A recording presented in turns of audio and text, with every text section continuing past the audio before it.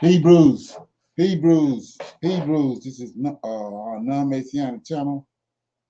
It's our Women's Advanced Bible Study night, the 3rd of July, 2023. We over here on this channel, our sister channel, because of we received a strike on Civil Awakening. So, in case you hadn't heard it yet, that's the reason we over here. Uh, we have videos on this channel also that if you want to check them out. Uh, these videos have information in them that you can use and lay a good foundation for yourself. So you want to check those out, you can. For those that don't know, this is a non-Messianic channel. We deal with the Tanakh and the Torah. Tanakh being the Old Testament, so-called Book of Remembrance, and the Torah being the first 5 books of the Old Testament that was given to Moses by the Lord of Hosts. Shalom and welcome to our non-Messianic channel, and welcome to our Women's Advanced Bible Study night.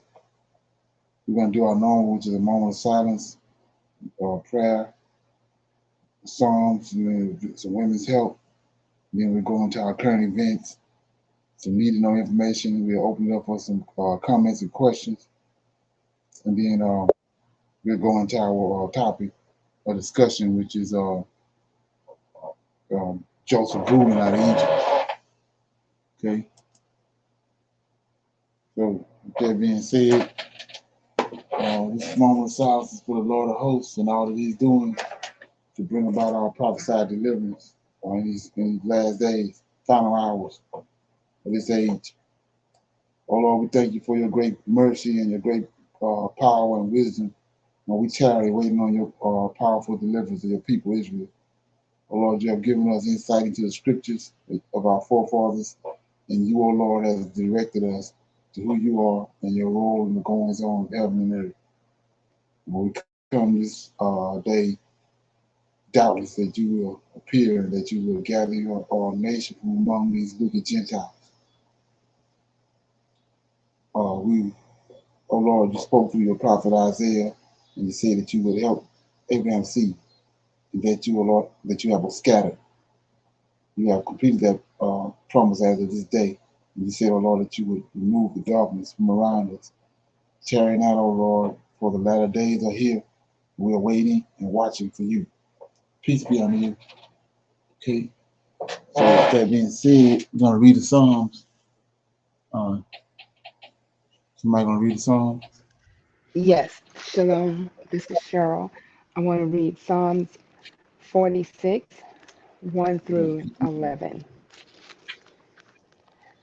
God is our refuge and strength, a very present help in trouble.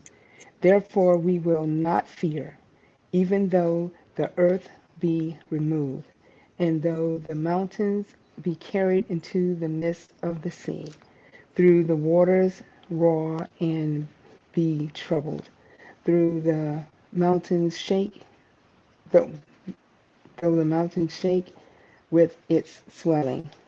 There is a river whose stream shall make Gal the city of God, the holy place of the tabernacle of the Most High. God is the midst of her. She shall not be moved. God shall help her just at the break of dawn. The nation raged, the kingdom were moved, were moved. He uttered his voice, and the earth melted. The Lord of hosts is with us. The God of Jacob is our refuge. Come, behold the works of the Lord, who has made desolate in the earth. He makes wars cease to end of the earth. He breaks the bow and cuts the spears in two. The spears in two. He bomb, he burns the chariots in the fire. Be still and know that I am God. I will be exalted among the nations. I will be exalted in the earth. The Lord of hosts is with us. The Lord, the God of Jacob, is our refuge. I read Psalms 46, 1 through 11. Okay, any comments? Anybody, you have any comments on that? Yes,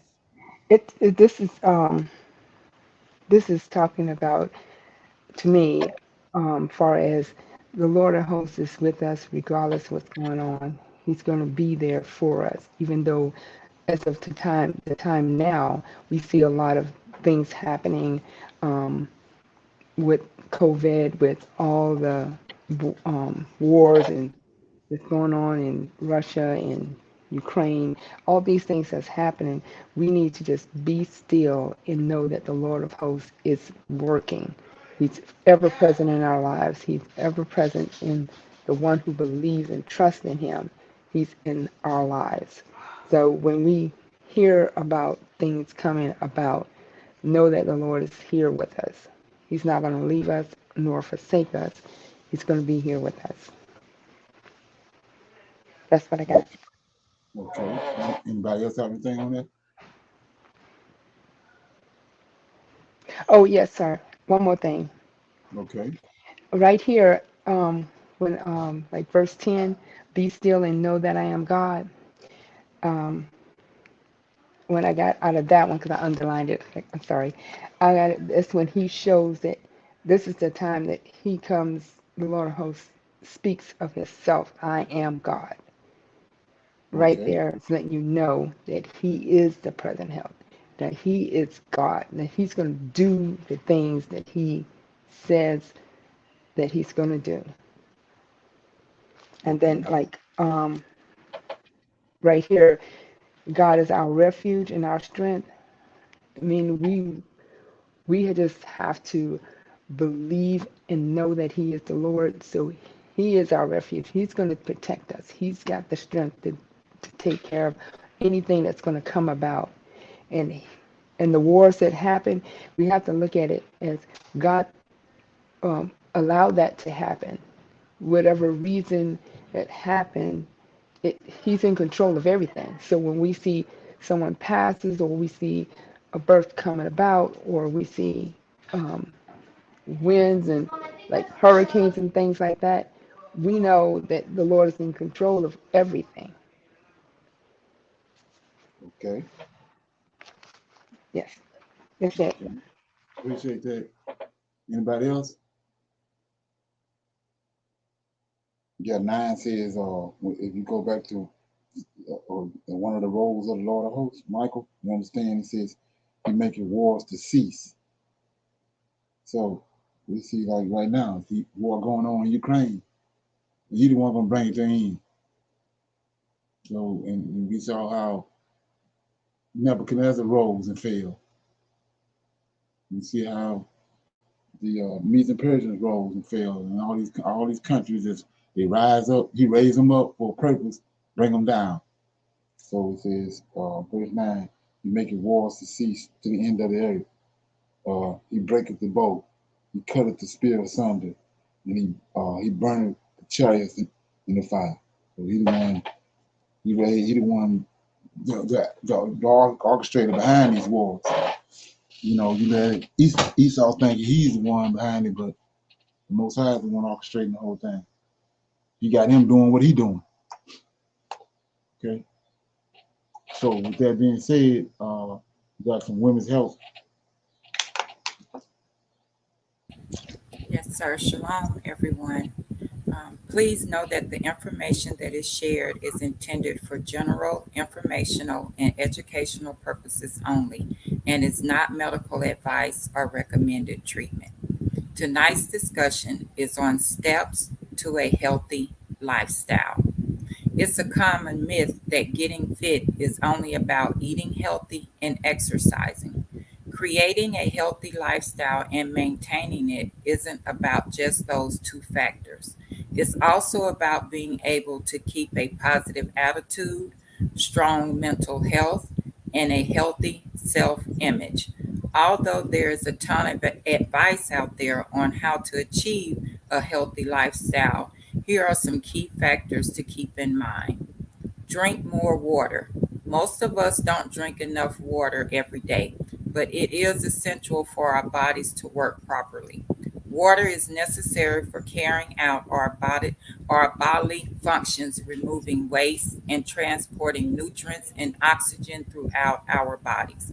Get enough sleep, exercise, eat more fruit and vegetables. All fruits and vegetables carry vitamins and minerals, components essential to your health.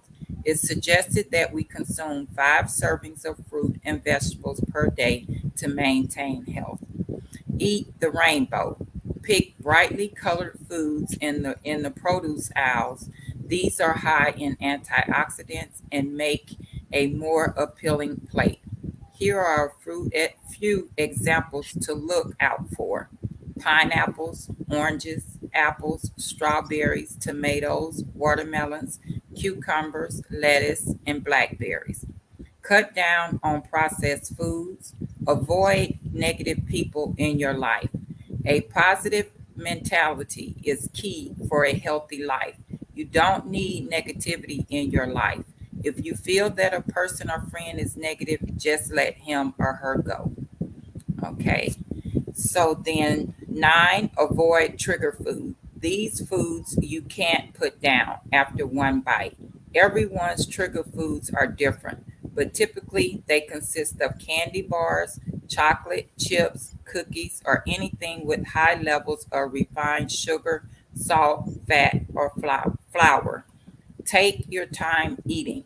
Your brain, not your stomach, is the organ responsible for feelings of hunger and fullness.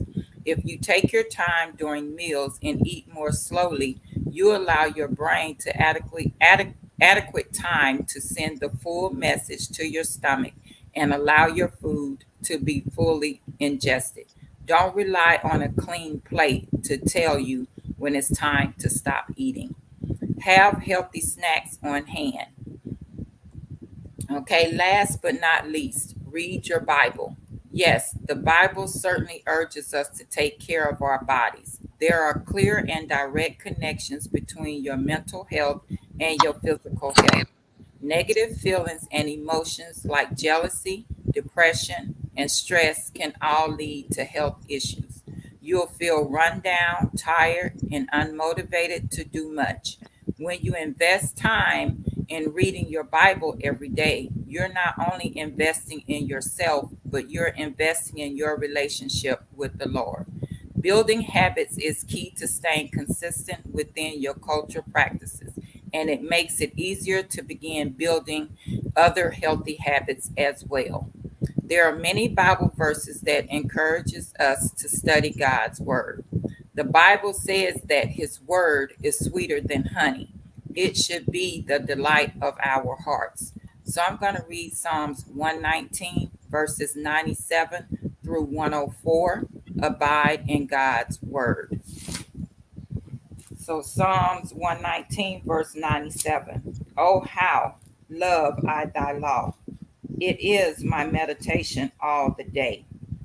Though through thy commandments has made me wiser than mine enemies, for they are ever with me.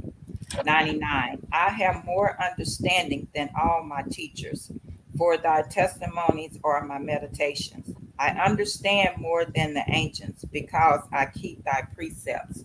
101. I have refrained my feet from every evil way, that I might keep thy word. I have not departed from thy judgments, for thou hast taught me. 103. How sweet are thy words unto my taste, yea, sweeter than honey to my mouth. Through thy precepts I get understanding, therefore I hate every false way. So tonight's discussion was on steps to a healthy lifestyle, and I read Psalms 119 verses 97 through 104. Abide in God's word. Okay, I appreciate that information. I hope everybody got something out of that. Okay, we're gonna go to our current events, and what I'm gonna do is I'm gonna deal with this topic right here. with my need to know information and with current events because of the significance of it.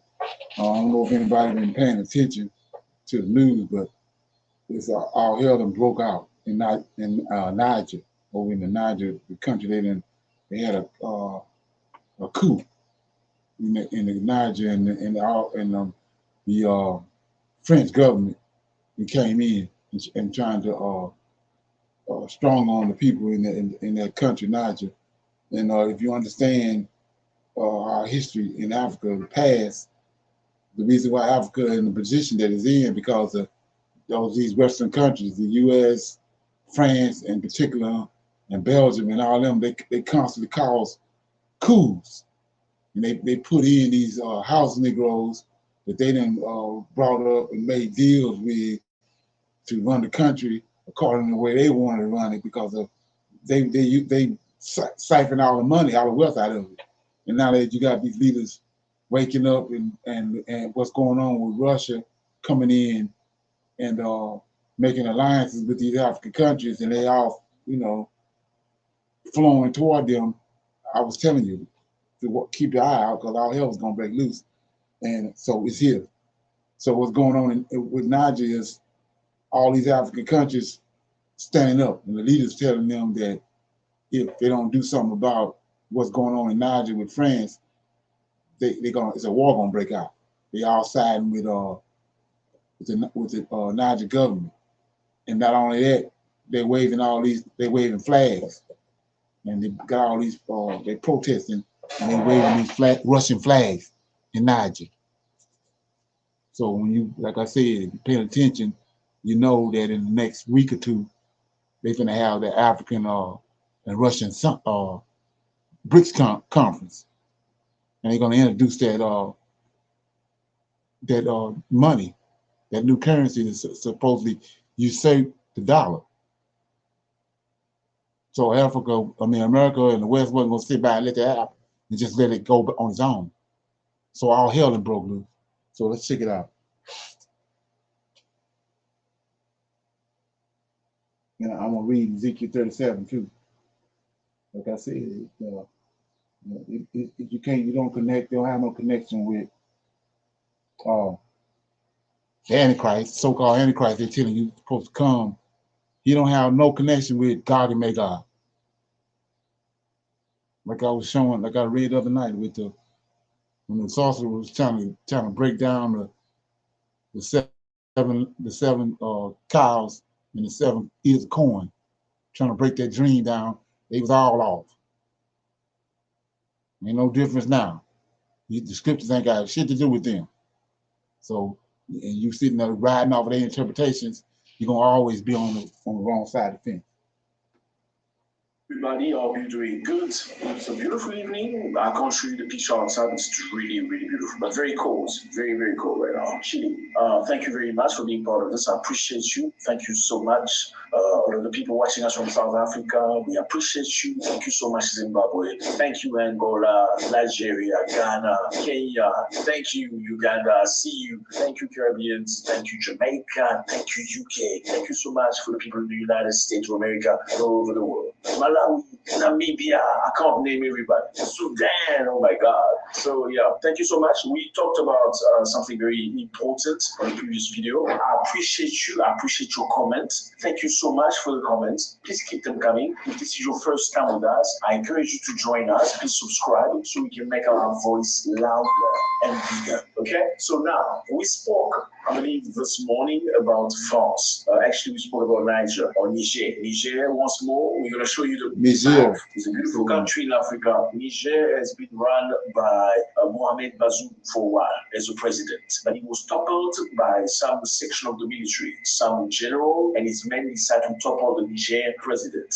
because they felt that the Niger president was working not for the people of Niger, but for the people of overseas, for the Western countries. So he was perpetuating colonization, in other words. Now, people of Niger, because they're not happy with the way the country was being run, they decided to stand up and fight and topple the president, putting place a new government, a new temporary government that's composed with soldiers. And because that happened, the French people or the president of France came forward saying, you know what, if you dare touch anything of our interests in the country, we're going to react in the most drastic way. If you dare touch anything that belongs to the French, the embassy, the interest of the French, we, France, are going to come to your country and we're going to react in the most craziest way. So in other words, he's saying he's going to send military, okay, to go and beat the hell out of Nigerians for touching anything that belongs to France. Okay, so now we have an interview that's very interesting. That's just to give you a context. Now, the people of Niger are very angry.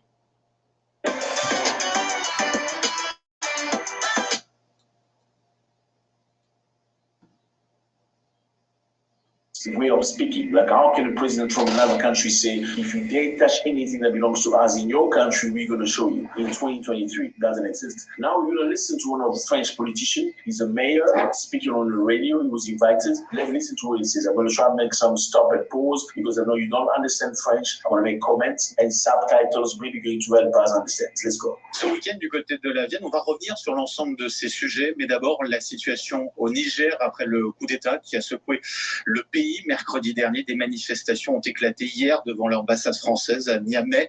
La France affirme qu'elle répliquera de manière, je cite, immédiate et intraitable en cas d'attaque contre ses ressortissants. Ça vous inquiète tout particulièrement ce qui arrive en ce moment au Niger? Listen to this now.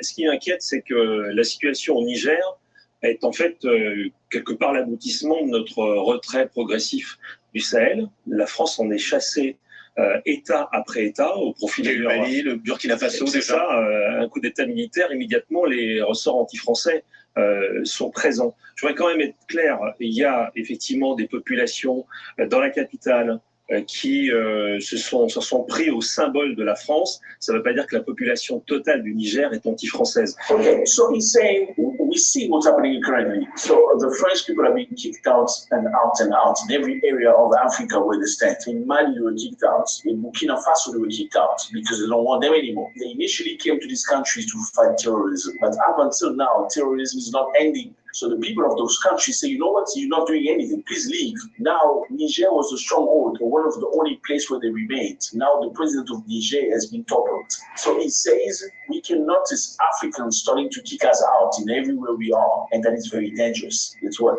Il faut se méfier des manipulations payées par la Russie, qui sait très bien aussi financer quelques émeutiers pour que ces drapeaux soient brandis et que le monde entier croit qu'elle a récupéré finalement la mise en Afrique. So he's saying you must be careful of Russians because Russians may have paid these guys who come and, walk in the streets, scream and shout against France while circulating with Russian flags. They are trying to give the impression that Russians have won the ground in Africa. But that's not the reality because most of these people are being paid by Russia to run in the streets with the flags of Russia. That's what he's saying.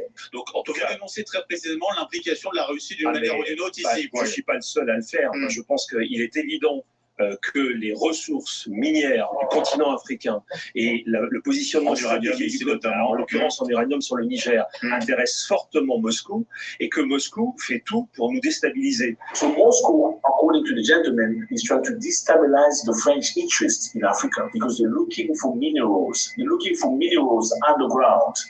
Donc on verra quelle est la position de la junte qui vient de prendre le pouvoir et renverser le président vis-à-vis de Moscou. Je serais surpris qu'elle y soit hostile. So basically what he's saying here, the reason why people are showing anti-French sentiment is not because the people of Africa do not want French people in Africa anymore, French soldiers, but it's because Moscow is perpetuating, is paying these people to come on the streets and fight France and ask them to leave. So it's not because Africans want them to leave. It's actually Moscow that's paying Africans to walk down the streets and burn things out.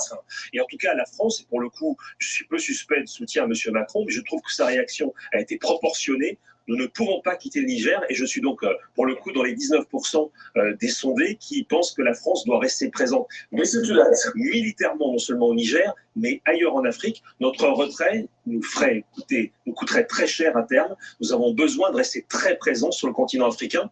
C'est déjà dire que c'est la base principale aujourd'hui au Niger de la lutte contre le terrorisme. Mais c'est la seule qu'il nous reste après avoir été chassé d'autres pays. Donc il y a un intérêt stratégique évident pour la France à rester présente.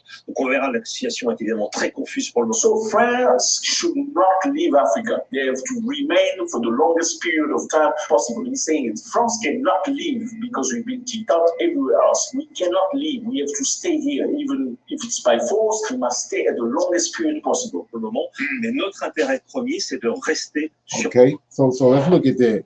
I was saying I've been showing these videos over and over again, and I don't know you getting the significance of them or not, but so I was telling you how they was looking all crazy at this African summit last week when Putin and China then propped up this guy from South Africa, President Manafort. He was talking down to Macron of France.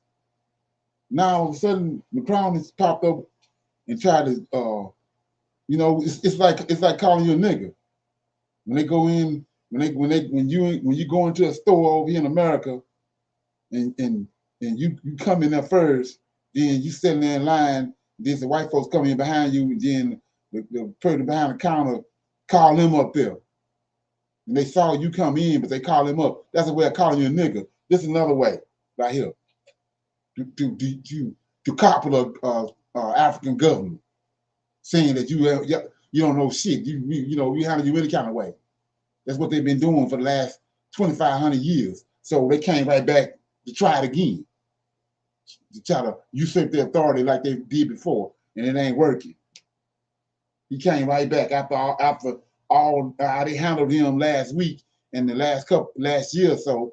He comes back and try to run a coup on Niger, and the people ain't going for it. So all hell and broke loose. And these African countries got bricks behind them, and they didn't take a stand. They didn't draw the line in the sand. All of them get behind Niger. So like I was saying, all hell was gonna break loose, and it have. And so another important thing about this, nobody ain't paying no attention to, Negro land. If you know what Negro land is as well, if you go to the Strong's Concordance, or you go to, not Strong's Concordance, but Zandervan Bible Dictionary, these other dictionaries, it's going to tell you Ham is the father of the African people, but not the Negroes. Negroes, the Hebrews. So before they came here and got us and brought us over here, it was a big it's a big old mass migration that happened, and they all ended up Israelites around that Niger River. That's where Negro land was at. So you say, what are you talking about? Well, it ain't a coincidence in these very last days that they conjured this up right here in the very last days in Niger, and Esau came from Ukraine. That's where the Khazarians and the Ukrainians, the war that's going on with Ukraine, that's where the Edomites from. You think that's a coincidence that in these last days, this is where the conflict breaking out at? Because that's where all the animosity is. Esau know that. So, like I said, this is the this where the rubber meet the road at. Let me read something else to you. Like I said, Revelations don't have nothing to do with God and Magog, the Antichrist. If it do, I want somebody to show it to me. But anyway, it says, let's go to Ezekiel. So, like I said before, you got they end times they concocted and the actual end times that the prophets talked about. And now it's playing out. And the shit ain't adding up. So, I'm in Ezekiel right quick. 37, 38. So let's look at it. So it says, it's a prophecy of God, which is Russia. And the word of the Lord came unto me, saying, this is Ezekiel talking, son of man, set thy face against God, the land of Magog, the chief prince of Meshach, Tubal, and prophesy against him, and say, thus said the Lord God, behold, I am against thee, O God, the chief prince of Meshach and Tubal, that takes you back to Cain's descendants. in Genesis chapter 4. So it says, and I will turn thee back, and I will put hooks into thy jaws, and I will bring thee forth, and all thy army, horses and horsemen, all of them clothed with all sorts of armor, even a great company with bucklers and shields, all of them handling sword. Here we go. Persia, Ethiopia, Libya, with them, all of them with shields, these African countries, playing out right in front of our face. All of a sudden, you think this is a coincidence, and then you go to Second Ezra, and it tells you that the Most High got two. He explained the fourth beast, which is Esau. Like I said, it's a woman. The woman decked in red. That's Esau color. Then the dragon red. That's Esau. So he says that this woman was gonna come up on the people dwelling safely without the eyes, but he got all these African countries with it. And we're looking right at it. Ezra says he's got two little wings reserved for the end. Two countries he got reserved to bring about the end, bring about our deliverance. Russia and China. Now we see these same countries in Ezekiel 38 lining up with them. And like I said, I don't see nowhere in Revelations where the Antichrist tied to Gog and Magog.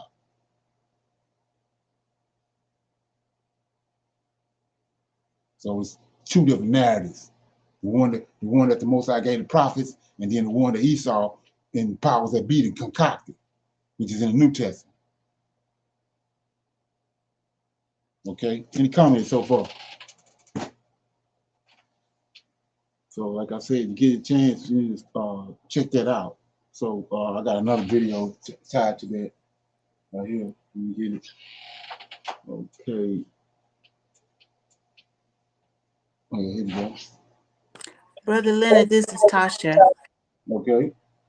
Did you see? I saw something today where North Korea seems to like it's being drawn into the conflict too, and it's also siding with Niger. I don't know if you heard that, but we've been Right. so. Yeah. Right. Go ahead, Go baby. ahead. No, I was just No, saying I was just coming. Go ahead, please say your comment. Oh no, I wasn't saying that. I was just coming in what you were saying. Yeah, I was just going to also say that we have been taught to villainize North Korea, China, and Russia. I mean, it's sometimes it's just very hard and has your head spinning. But I have been keeping up with that and watching it, and it's just amazing to me. I was telling somebody today that the only thing they can put on the news here in America on every channel all day long was about Trump being arraigned at trial that took 20 minutes. Exactly. But it was on the news from the time this morning to this evening. And these countries in Africa, they have banned the dollar. They're no longer even trading the dollar anymore. But nobody ain't talking about that. And I tied that together with them lowering the credit rating. And they also was like, oh, why did they do that? Nothing is happening. Don't look over here. Everything is fine. There was no reason why they should have dropped our credit rating, but they did. Right. That's their way of letting you know that something gonna hit the fan. Something coming, yeah. Right. And like I said before, they operate in September. Look where we at.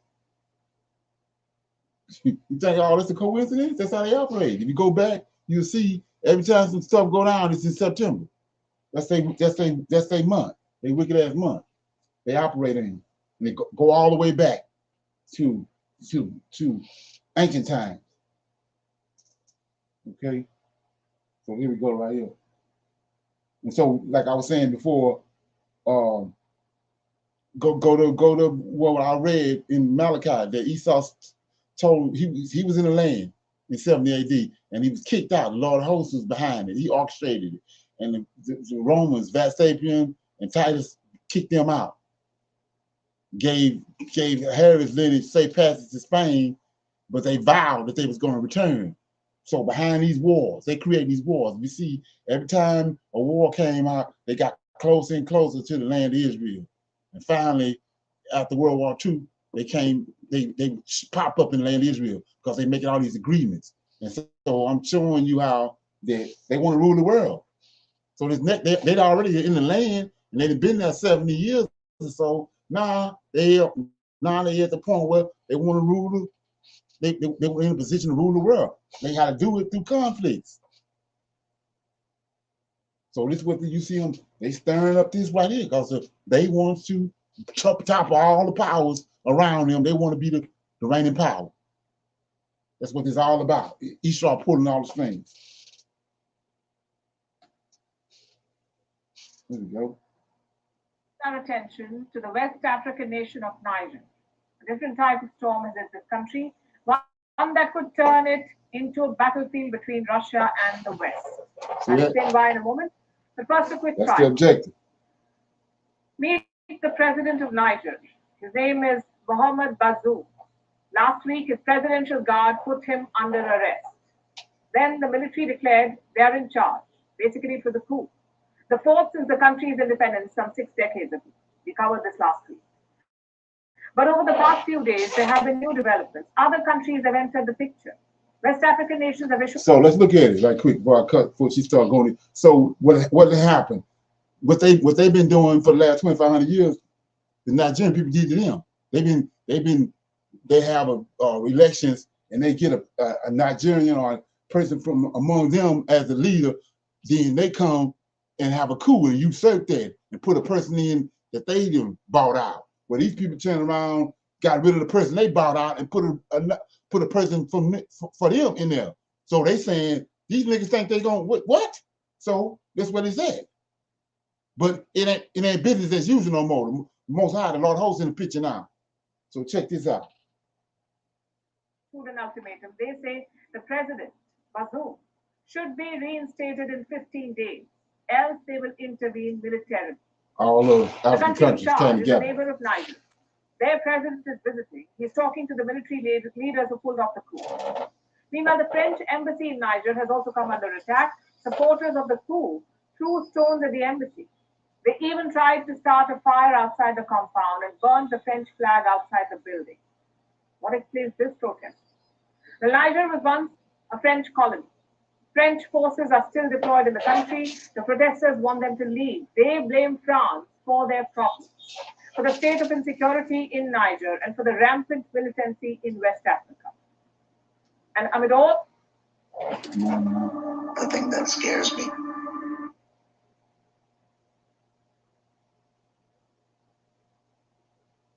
all of this, something very interesting was observed.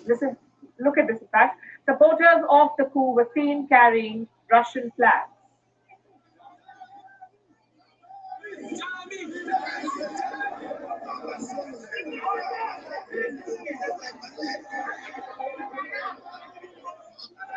So the flags are very similar to the French flag, the same colors, but the Russian flag has the color blue in the middle. Now the coup supporters raised the Russian flag outside the French embassy in Niger. And some were even seen chanting, Russia and long live Putin. We are not against people raising the Russian flag because they've seen how certain countries in the region are sir. thinking that there's equal treatment, and that's why they brought out these flags. Like I said, pack your bags. So is Russia supporting the coup in Niger? Is it in lockstep with the country's military? If not the Kremlin directly, what about the Wagner mercenary group? Are they supporting these generals in Niger? So far, they have been mixed signals. Russia's Foreign Minister Sergei Lavrov has issued a statement. He has called for a return to constitutional order in Niger. Earlier today, the Kremlin called for restraint from all sides. Russian President Putin said Russia is against coups. This was yesterday during Russia's Africa summit, but Putin was quick to conflate the situation in Niger with what was happening in Ukraine. You said, dear colleagues, that we are against coups d'etat. I am in full agreement. We too are against coups d'etat. But the other problem that led to today's crisis is the coup d'etat in Ukraine in 2014. That specifically was an unconstitutional, armed and bloody state coup, which the Western countries actively supported.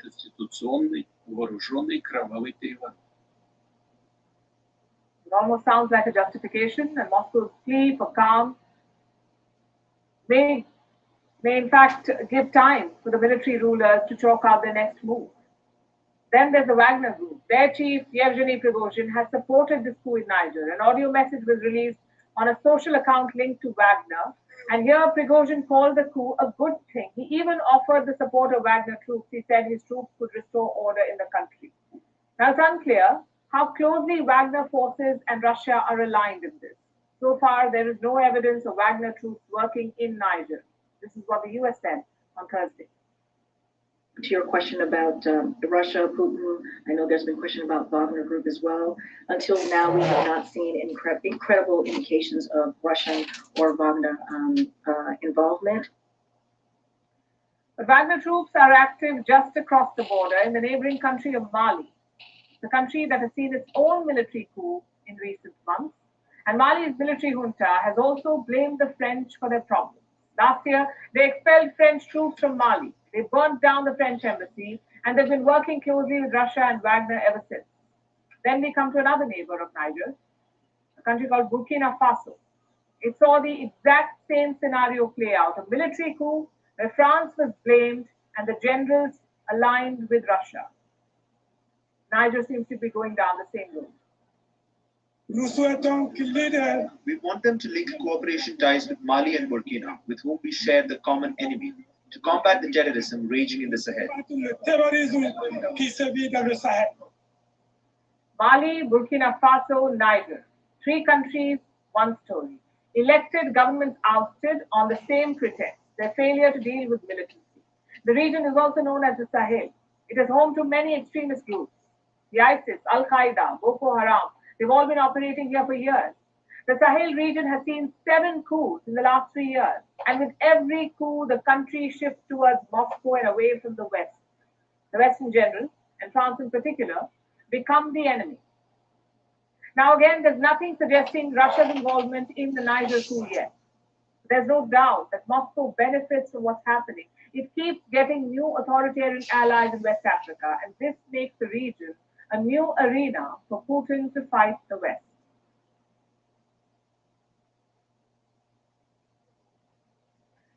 And that's what we'll talk about in our next story. Russia and Ukraine still want to bomb each other, but the West seems to have different ideas. As they keep pumping weapons into Ukraine, they're also exploring peace talks. A meeting is scheduled this week. Saudi Arabia is hosting it, and India has been invited to attend. The dates are August 5th and 6th. The venue is in Jeddah, Saudi Arabia. And Amak? So keep in mind, like I said, what they got going on in the next couple of weeks with this tied to the BRICS currency, and them having this gold-backed currency they're gonna bring out. That's what this is all about. So, any comments? I'm not sure how old the video is, but you know, I heard something today that the Wagner Group is already in Niger because they had given them 7. They actually had given them 7 days to restore the guy back into power. And now I'm hearing from the video is they done pushed it back 14 days. And then, you know, those other African countries saying that they're going to side with Niger. If they attack one, they're going to attack all. Right. And, you know, they're not used to that. Right. But you could, if you go back a little further than that, now we see why they had that broadcast all over the news that the Wagner Group and Putin had broke up. Right. Because of that's taking the heat off Putin. They still together, but they want the world to think that they had a big falling out and they no longer are together with each other. Because divide and conquer. Right. If they would have never did that, they'd be pointing everything toward Russia, saying Russia behind it. But they didn't already broadcast on all the news channels that the Wagner Group and Putin had a falling out. Yeah. Right. But all that staged. That's how Esau operate. Okay. Yeah.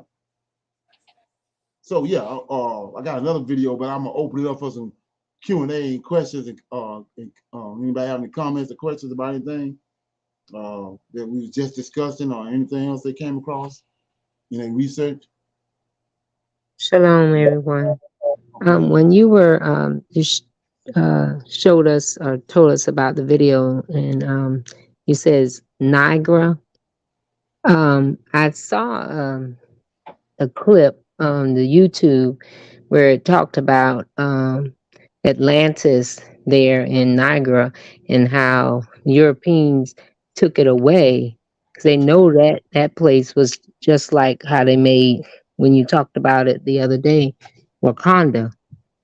So they're just, the coup is the coup because they want to come over there and get all that gold and everything and take it over. Right. They've been doing that. The Russian, yeah. Yeah. But Russia want to do it, right. Right. They're kicking them out now. They're kicking France out now, and France don't like that. They don't. It's like I said, they don't respect them as men. So for them to stand up and start taking charge of things, that just inflame them. Well, that's what it's called.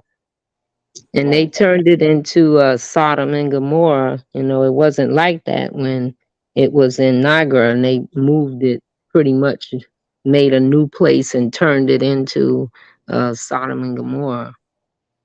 Oh, right. Yeah, with their ways. Yeah, their culture. When you do the history on that region, like I said before, that's Negro land. The Niger River. Yes, sir. Serve the same purpose that the Nile serves. The Niger River is huge, and that's where Negro land was at. But not only that, that's where Mansa Musa came from, and the Mali Empire, all those high-tech civilizations came out of that region. But they don't, average person, black person don't know that. Right. And Mauritania is where Atlantis was at. Atlantis is right next to that region, right there. They found the ruins of Atlantis. It was right there, that same region. Like I was saying before, that's why the Sahara Desert is there. It was when the Most High and the Lord of Hosts judged Atlantis. That's why the top of Africa is desolate. Yes, sir. Is there something? Yes, sir. Right. Anybody else got anything? Shalom, Brother Leonard, what you just said is right, but a lot of people don't connect that, right? No. Right. You and Tasha was talking about earlier about Biden, right? So nobody's listening to Biden, right? So I was watching a video today because, Tasha always keep me on history. I'm not good on it, but I started watching it where he wants to make comments like, free the president, right? That he's, demanding that, like, you don't have no say so, right?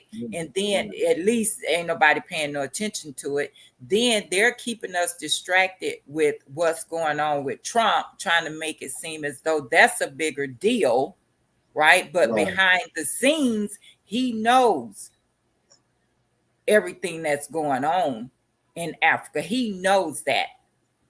So we are the ones that have to stay alert and awakened to everything that is going on, because here in America, they're going to distract us with, everything else.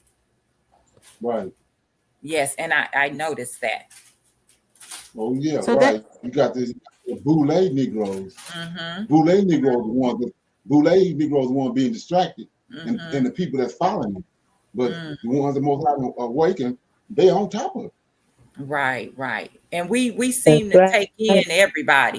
We taking in all these people that are leaving Africa. We got 21, I think that's something it said, like 20 something US states that's taking in these people, right?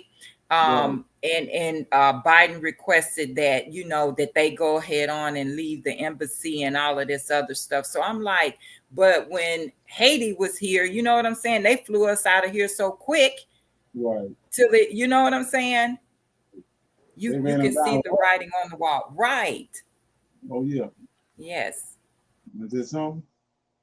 But did you see what's going on in Haiti too right now? It's something. All of it's happening all at the same time. All at the same time. Right. It's like I said, we under attack. Nobody seems to understand it. It's like over here. Look at Black Wall Street, and then look at what happened in New York, in Chicago. Those were metropolitan, highly advanced metropolitan areas for Black folks, and they came in with heroin and all that and dismantled it.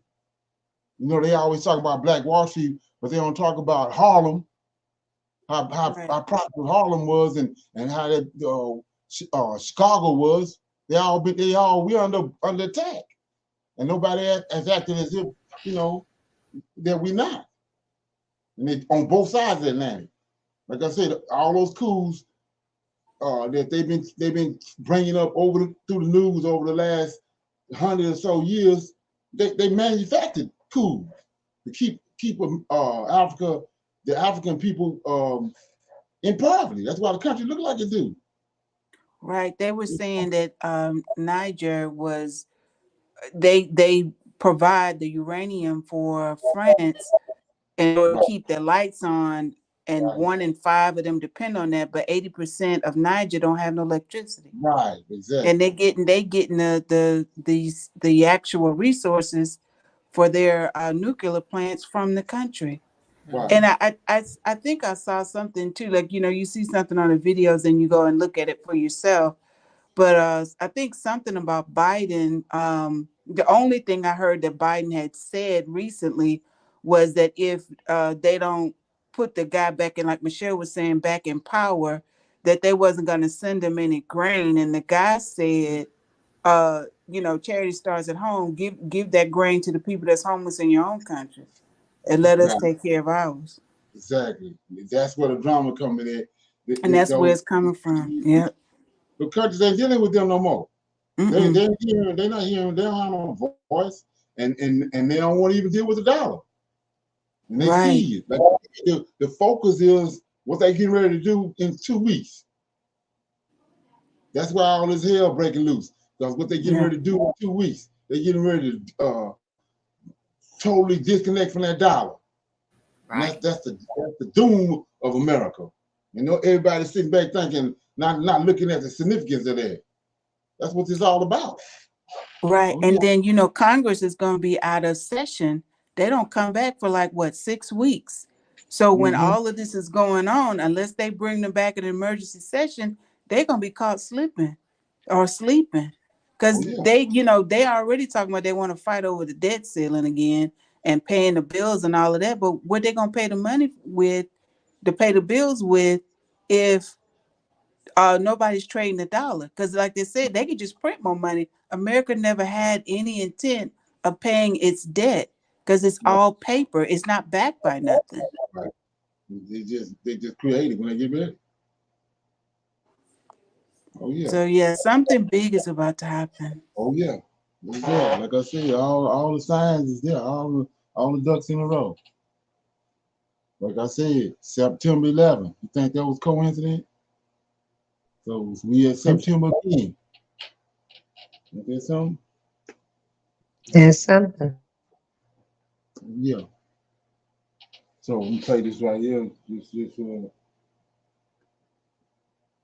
Okay. Niger coup exposes West-Russia divide. Before I bring in my guests, let me put the topic of discussion in context for you, the viewer. The Russian national flag makes an appearance in Niamey. Thousands of supporters of the military generals in Niger marched the streets of the capital Niamey a few days ago. They waved Russian flags, chanted the name of the Russian president, and denounced former colonial power France.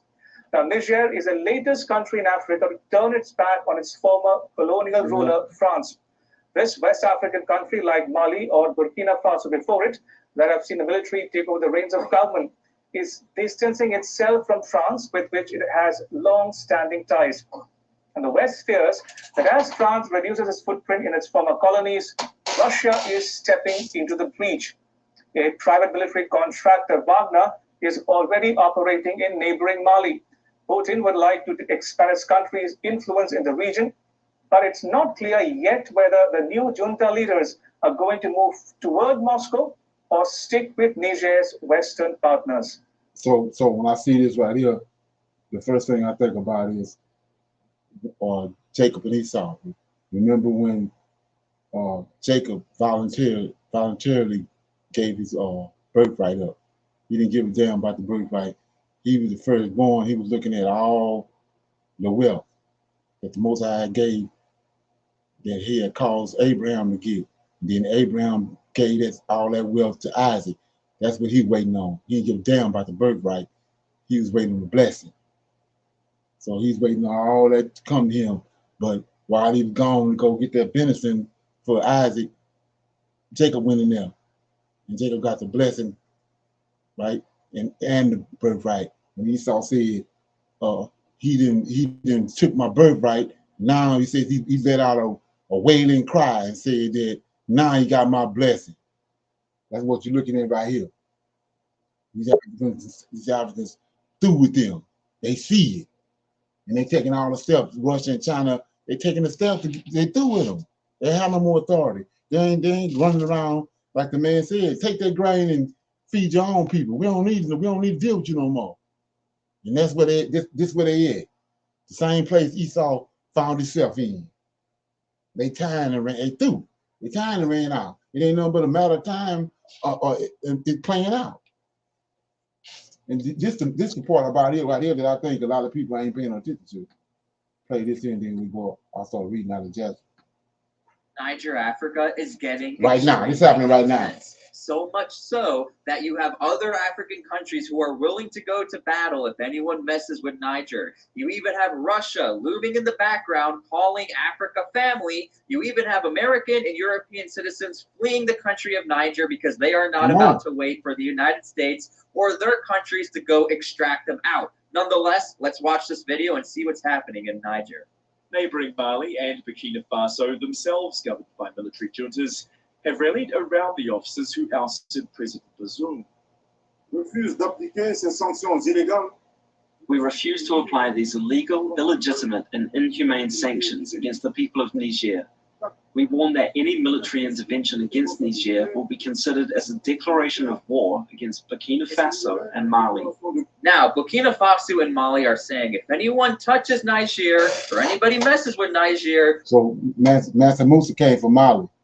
We're going to have problems. In fact, we are probably going to go to war. But who are they talking about and why all of a sudden do they care? Okay, so you have something out there called ECOWAS, the Economic Community of West African That's States. The problem. And I know typically we like to generalize Africa as one massive combined community, but this is not necessarily the case. But you do have many communities throughout Africa like ECOWAS that do stand together and help with economic trade and work together to better their nations. Nonetheless, in the highlighted portion, these are the countries involved. And of course, Burkina Faso, Mali, Niger, they're all in ECOWAS. So Mali and Burkina Faso are willing to go to battle with the rest of ECOWAS if they are threatening military intervention. And guess what? They are. And they also have restrictions on Niger inside and outside of the country. Let's go ahead and watch this clip.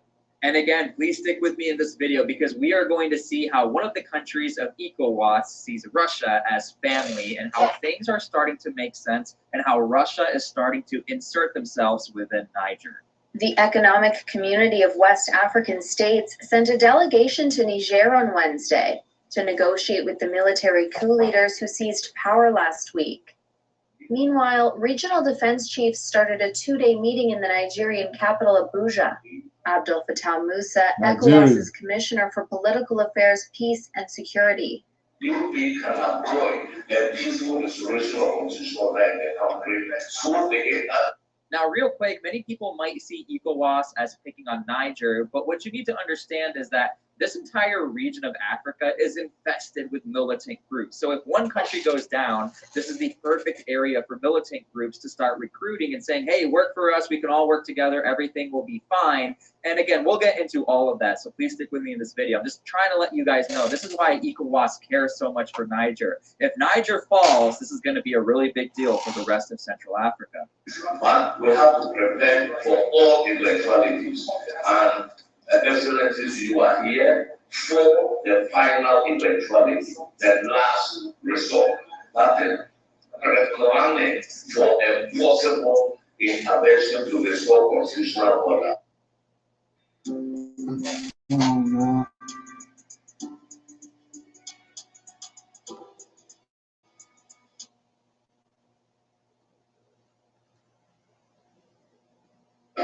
ECOWAS has imposed sanctions on Niger and threatened to authorize the use of force if the coup leaders do not reinstate President Mohamed Bazoum by Sunday.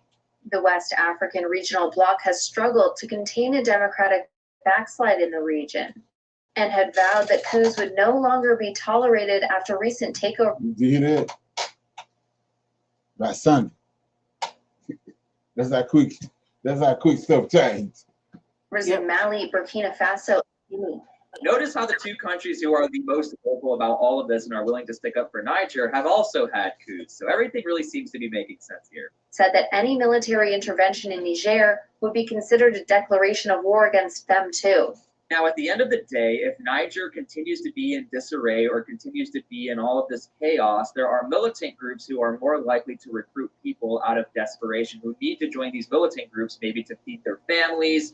And this is why the U.S. military is extremely concerned for the country of Niger and extremely concerned to even be within that country, because then all of a sudden they're going to find themselves in the middle of a civil war. And because of all of this chaos and disarray, you have U.S. citizens and you have European citizens who are fleeing the country. France says it's going to evacuate citizens from Niger beginning today. That's according to the country's foreign ministry. It comes after Niger's military junta overthrew the country's pro-Western president during a coup last week. Now, I had mentioned before that one of the countries in ECOWAS sees Russia as family, and Russia needs to be involved in all things Africa. And the country is Burkina Faso. Now, I'm going to apologize ahead of time. This is on a TikTok. I apologize for the cringe music and being on TikTok. I don't have a choice. I don't want to get copyright. But nonetheless, let's watch this clip. And again, it gives us an insight into how some African countries, especially the ones who were in a coup and tied themselves with Russia. James cleverly met with Nigerian President Bola Tinubu in Abuja on Wednesday. I made the point that the UK very much welcomes ECOWAS's and his indeed decisive action, his strong commitment to democracy, and the unambiguous message that violence is not the means to bring political change. So believe it or not, this is a black dude that's talking. So, where the hell he come from? In any circumstance, and that the commitment to democracy in Nigeria and in the region is unwavering. Again, the main reason for these outside groups to be working within Niger. Okay, yeah, so we see that, you know, I'm just alerting everybody so to start paying attention to that, because all hell, it's already broke loose, but it's going somewhere. Most High going somewhere with that. Believe me. Yeah. So, anybody else got anything pertaining to that? For I'm gonna read a little bit out of Josh. I could talk about that all day, but I'm gonna stop for now. You got something? Well, I mean, I just it just seems like whatever is going on there, whatever's about to come, it helps me to be able to see the possibility of us going home, in terms of they're gonna have to do something, or that's gonna be part of some kind of negotiation for us to leave here. That's how I think we're gonna end up leaving, because of what's gonna happen. Right, they both link together. Like I said, what they're doing over here, they're doing over there. So they would be the same people. Yeah. They link together. Right. Oh yeah. It's gonna be just when it happens, it's just all the issues on both sides of the dynamic, all of it gonna come out. And that's what they know that. That's why they trying to cut it off before that, because like I say, even if this don't happen, if that dollar go to the dog, that's it. What's the first thing gonna come up? Us, getting us out of here, because we already see what these folks doing. They don't want to. They want to, after all happened, the Emancipation Proclamation, all we went through after that, and we still here. A Negro's tired. You starting to see. Then you got all these Karens and all them all over the place getting their ass whooped every day. They already know when the dollar drop and niggas gonna start whooping their ass. So they're gonna have to get us out of here because we ain't tolerating no more of that. Like I said, the way that they doing, trying to do these African leaders, they still trying to handle them like they nothing, but these men ain't with that no more. And they see it. They putting their ass out of their countries. They don't want to deal with them no more. They don't want their dollar. They don't want nothing they have. And they see that. And it's the same thing happening over here. They see that their time is up, but they still want to come around us in the stores and all that and still trying to handle us the same way. And they getting their ass whooped. Because the Most High got a different spirit on us. So they're going to have to get us out of here. It's like in a zoo. And all of a sudden, all the damn cages open on all the animals. You got to get the hell out of there. That's where they at. The time is up. Oh yeah. And they show, we seeing all over TV with one brother beating the hell out of 5 or 6 of them. They running. But they still want to continue to disrespect us and not see that we are superior people than they are.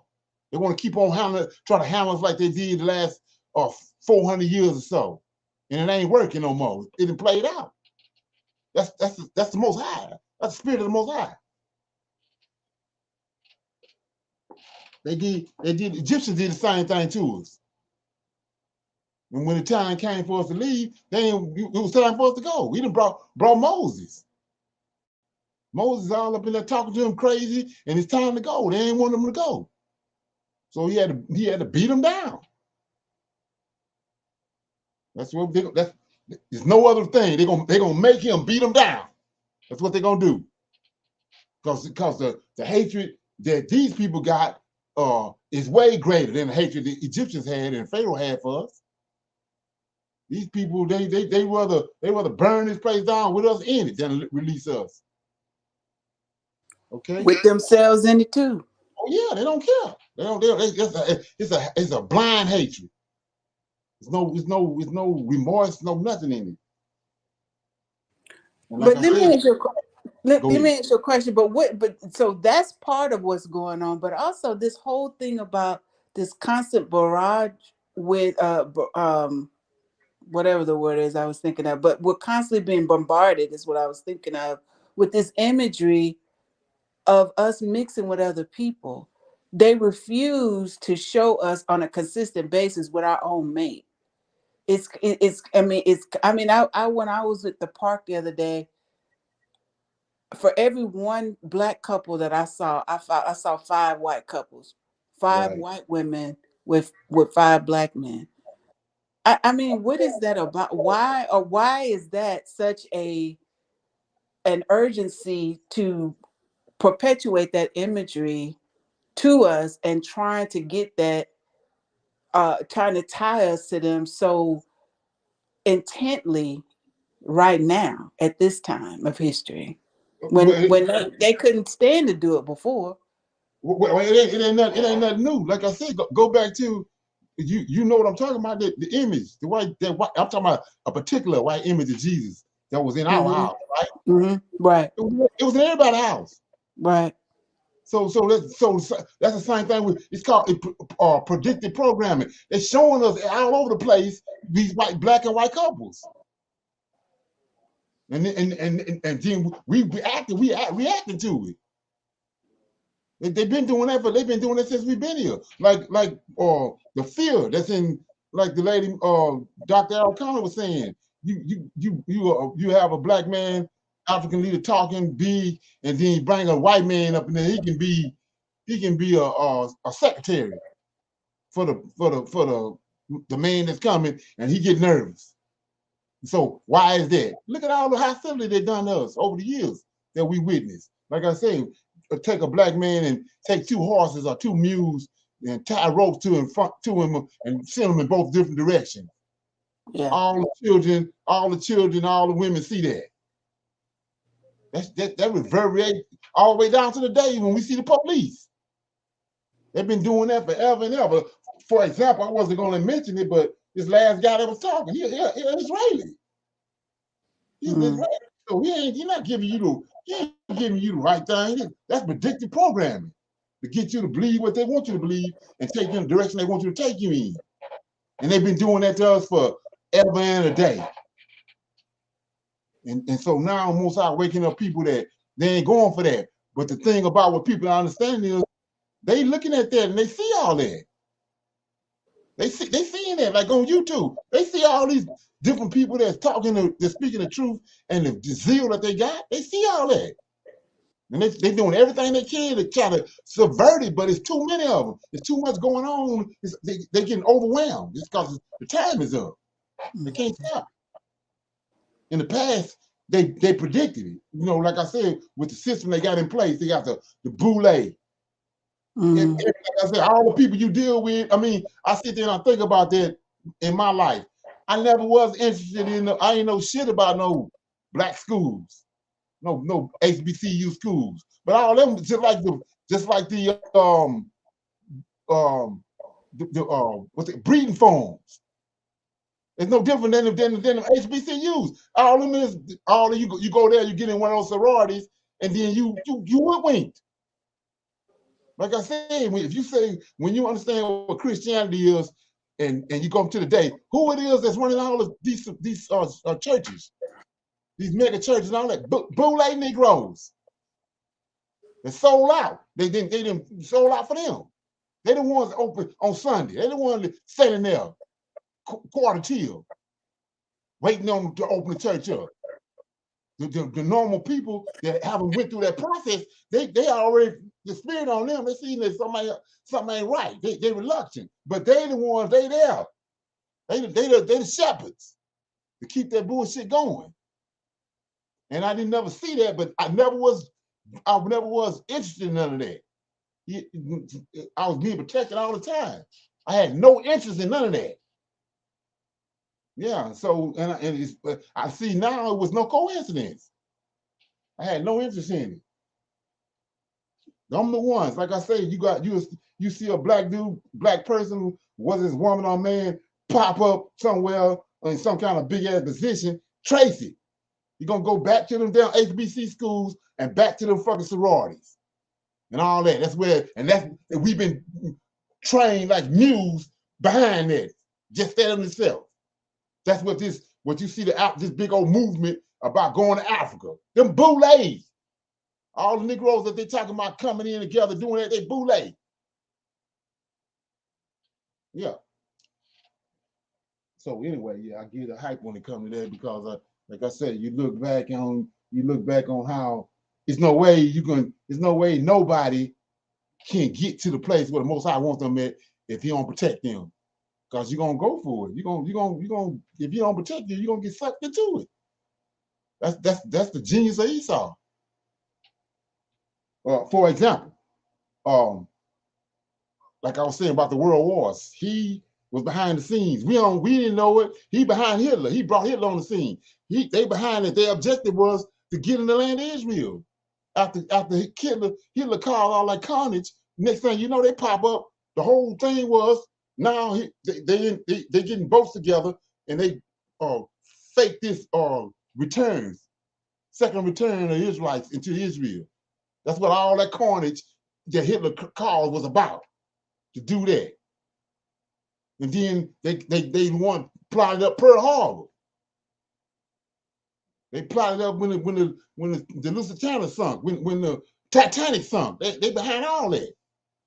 And we sitting there thinking it's just regular history, but they got motives behind all this shit. Just like now.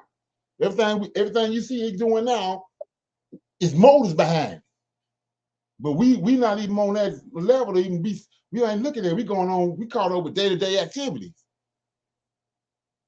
But they constantly leading us down the road with the media and with all this predictive programming and imagery that they do and hoodwinking us. Back to you what you said, and I'm gonna be quiet. When all this started was, I told you, when Whitney Houston, they used Whitney Houston and Bodyguard. That's when all this influx of interracial couples came out of nowhere. When Whitney Houston, the movie Bodyguard, when Whitney Houston was sitting there singing like a hummingbird about she gonna always love Kevin Costner. And they played that movie, they played that song. Oh, I remember it. They played it and played it and played it and played it. You know what I'm saying? And right after that, that's when this started. That's how they operate. So, like I said before, they make it so they have to think that you a nut bucket if they can do that. They think, all I gotta do is do this here, show these Negroes this what they're gonna do. And that's exactly what's been happening. Like JC, you got 400 years of predictive programming. That's why so many you can't get these Negroes away from JC. They didn't get it and program them so long, it's in their DNA. Yeah. Okay. Any comments, questions? Anybody got anything else?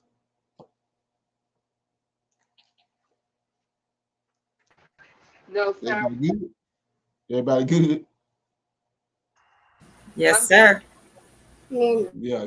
So that's a other level. Yeah. Okay. Oh. Yeah. Let me get my marbles back in there. Okay. So where was I at? I think it was 30. Let me see. Yeah, here you go, 36. So it says, I'm in Jubilees. Let me see. Got the right book. Yeah, Jubilees 36. It says, in the 6th year of this week, I called my 2 sons, Esau and Jacob, and they came to him, and he said to them, my sons, I am going away. Now, I read that last night. I really lost my. Okay. You read 36 and 37 last night of Jubilee. Yeah, I pulled my marker out, and now I don't know where I was at. I'm gonna read 42. We'll talk about that. So it says in chapter 42, in the first year of the 3rd week of the 45th Jubilee, the famine began to come into the land, and the rain refused to be given to the earth. Now whosoever none whatsoever failed. The earth became barren, but the land of Egypt there was food, because Joseph had gathered the seed of the land in the 7 years of plenty, and he had preserved it. The Egyptians came to Joseph that he might give them food, and he opened the storehouses where the grain of the first year was stored, and he sold it to the people of the land for gold. See that? So we right back there again. Jacob heard there was food in Egypt, and he sent his 10 sons that they should procure food for him in Egypt, and they arrived among those that went there, but Benjamin did not go. He did not send, and Joseph recognized them, but they did not recognize him. He spoke to them and questioned them, and he said to them, "Are ye not spies, and have ye not come to explore the ways to enter this land?" And he put them into custody.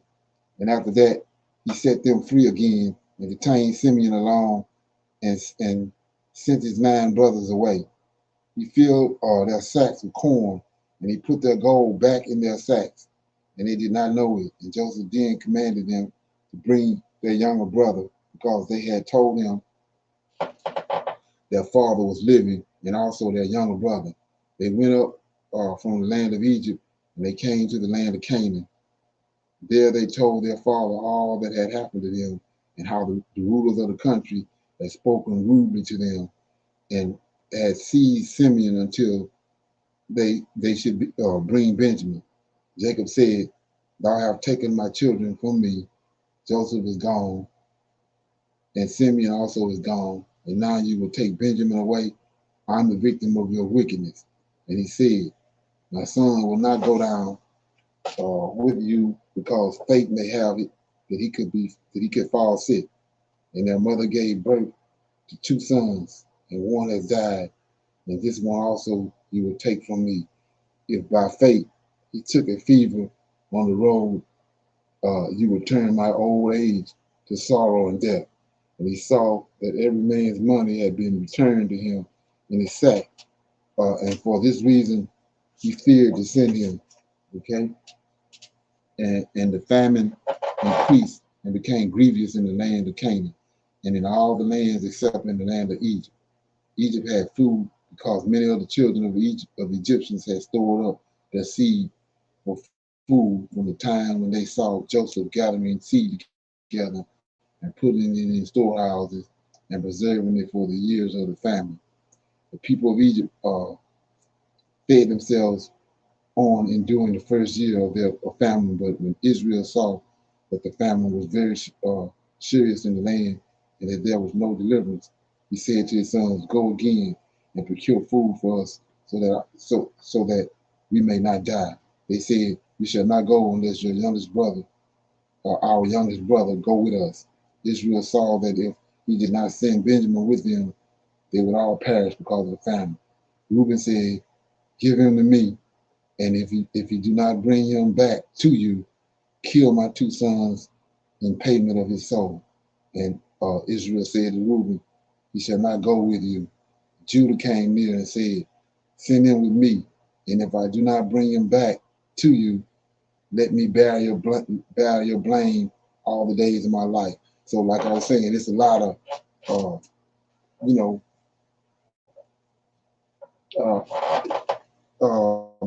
side information in here that you have to gather when you're dealing with the truth. So we see right here, Reuben said he was going to take him, but he didn't. But 18, Jacob would go for it. But in 18, verse 18, Judah came near and said, "Send him with me," this Benjamin. If I do not bring him back, then let me bear the blame all the days of our life. So why are we over here? Over here in this captivity? Because Judah bearing the blame. Judah, Benjamin, Levi bearing the blame. How are we going back? He says he's going to save the tents of Judah first. And Judah going to bring us back. Bring the nation of Israel back. So we see it right here playing out. 19, he sent him with them in the second year of this week on the first day of the month. And they all came to the land of Egypt. And they had presents in their hands, sweet spice, almonds, turpentine nuts, and pure honey. And they went and stood before Joseph. And he saw Benjamin, his brother, and he knew him. And he said to him, "Is this your younger brother?" And they said to him, "He is." And he said, "The Lord be gracious to you, my son." And he sent Benjamin into his house, and he brought out Simeon to them. And Joseph made a feast for them, and they presented to him the gifts that they had brought in their hands. They ate before Joseph and gave them, and he gave them all the portions of food. But the portion of food given to Benjamin was 7 times larger than any of theirs. And they ate and drank and got up and remained with their donkeys. And Joseph devised a plan whereby he might learn their thoughts as to whether they desired peace or not. And he said to the steward who was over this house, "Fill all their sacks with food, place their money back in their vessels, and put my cup, the silver cup, out of which I drank, in the sack of the youngest, and send them away." Okay, 43, this is chapter 43. And he did as Joseph had told him, and he filled all the sacks with food for them and put their money back into their sacks. And he put the cup in Benjamin's sack. Early in the morning, they departed, and it happened that when they had gone from that place, Joseph said to his steward of his house, "Pursue them, run and seize them, and say, 'You have repaid my kindness with evil. You have stolen from me the silver cup out of which my Lord drinks. Bring me back their youngest brother. Go get him quickly before I go to my seat of judgment. Judge you guilt of disorder." Okay. He ran after them and said the words he was told, and they said to him, "God forbid that your servant should do this thing and steal any utensil or money from the house of your Lord, like the thing we found in our sacks the first time we, your servants, came back from the land of Canaan. We have not stolen any utensils. How could we look here in our sacks and search? And wherever you find the cup in the sack of any man among us, let him be killed.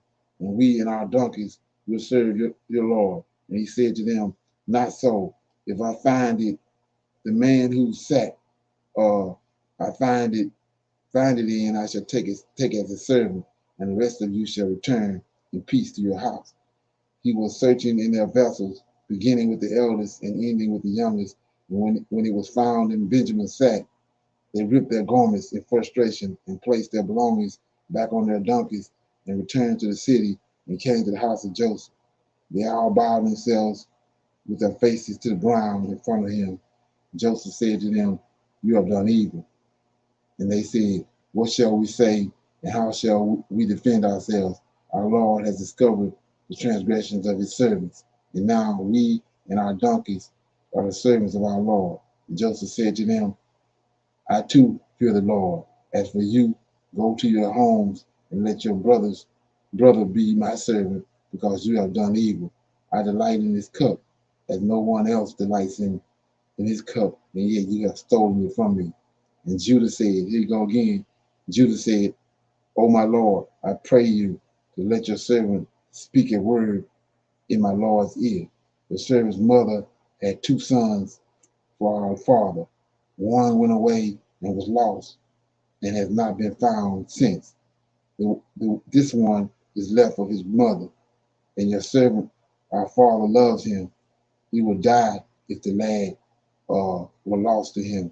And when we go to your servant, our father, and the lad is not with us, it will happen that he will die.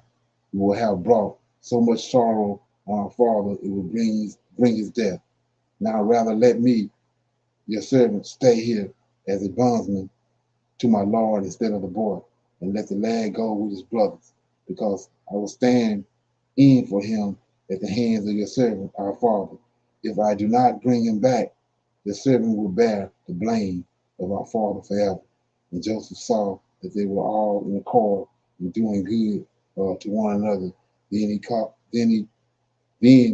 could not refrain himself, and he told them that he was Joseph. And he conversed with them in the Hebrew tongue, and he hugged their necks and wept. Okay, so at first they did not recognize him, and then they began to weep. And he said to them, do not weep for me, but hurry and bring my father to me. See, it is my mouth that speaks, and the eyes of my brother Benjamin see me. Pay attention. This is the 2nd year of the famine, and there are still 5 years to come without harvest or fruit or trees or plowing. Ye and your household come down quickly, so that you won't die because of the famine. Do not be grieved for your possessions, because the Lord sent me before you to set things in order that my people may live. Tell my father that I am alive. You see that the Lord has made me as a father to Pharaoh and ruler over his house and over all the land of Egypt. Tell my father of all my glory and all the riches and glory that the Lord has given me. And by the command of the Pharaoh's mouth, he gave them chariots and provisions for the way, and he gave them all multicolored raiment and silver. He sent corn, raiment, silver, 10 donkeys. They carried all of this to his father, and he sent them away. They went up and told their father that Joseph was alive and was measuring out corn to the nations of the earth, and that he was ruler over all the land of Egypt. But their father did not believe it, because he was not in his right mind. But when he saw the wagons which Joseph had sent, the life of his spirit revived, and he said, it is enough for me. It is enough for me if Joseph lives. I will go down and see him before I die. So that was chapter 43. Anybody have any comments? Okay, let me bring these people back up. I always love that story. Okay. And there's some. I'm gonna read 44. Then we'll close out. Got 30 minutes.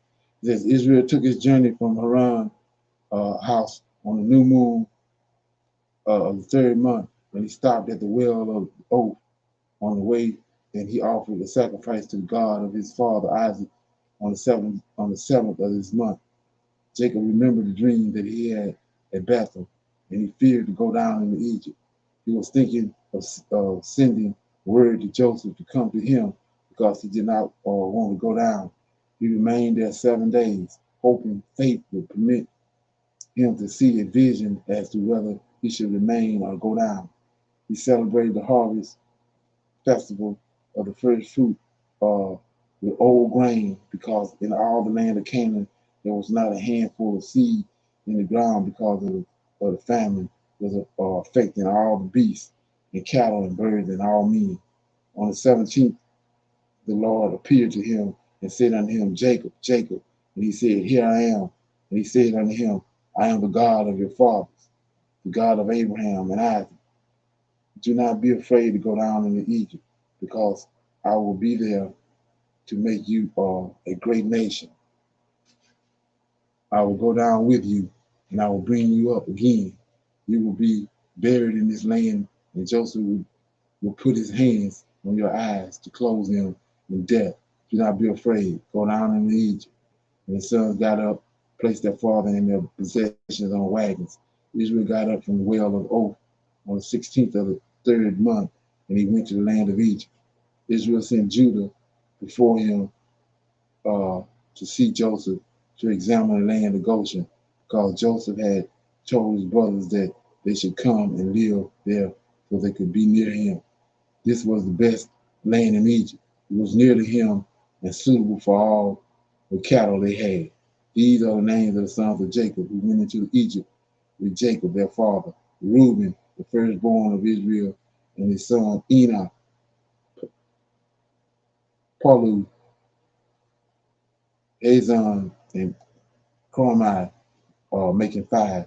Simeon and his sons Jamel, Jimmy, Ohad, Jachin, Zahar, Shaul, and the sons of Zephonite, woman, making 7. Levi and his sons Gershon, Kahut, Mara, making 4. Judah and his sons Sheila, Perez, Zora, making 4. Issachar and his sons Tuli, Put, Joshua, Simeon, making 5. And Zebulun and his sons Shirid, Elam, Jahil, making 4. These are the sons of Jacob and their sons who Leah bore to Jacob in Mesopotamia, 6, and their other sister Dinah, and all the souls of the sons of Leah and their sons who went with Jacob, their father, into Egypt. 29 souls, and Jacob making 30, with a number of the people that went into Egypt. And the sons of Zipporah, Leah's handmaiden, the wife of Jacob, who bore to Jacob, Gad and Asher, and their sons who went with him into Egypt.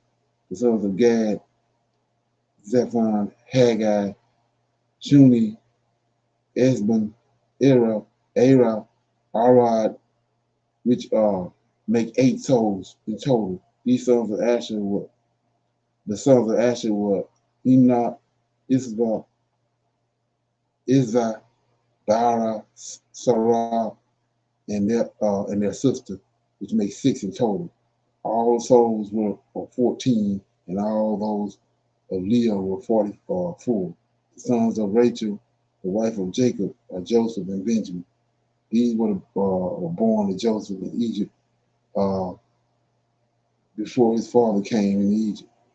Those whom Asina, daughter of Potiphar, priest of Helopolis, gave birth to him, Manasseh and Ephraim. The wife and the children of Joseph totaled 3.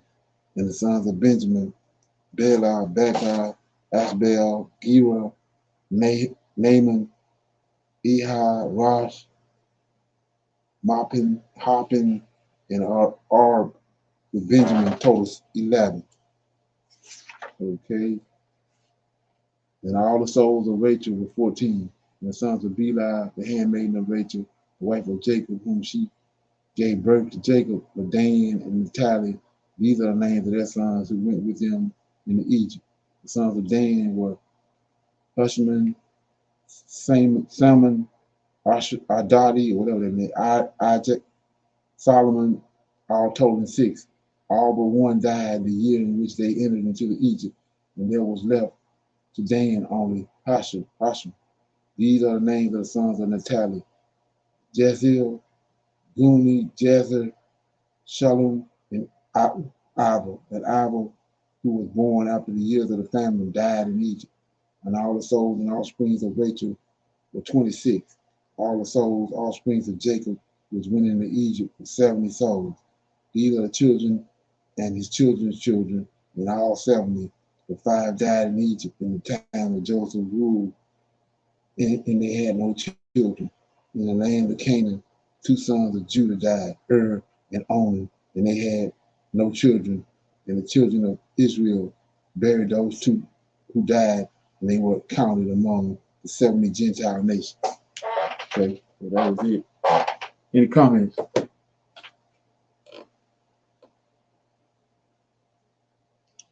Okay, everybody good? Yep. Okay, so with that being said, nobody have anything else? We're gonna close it out right here. Okay.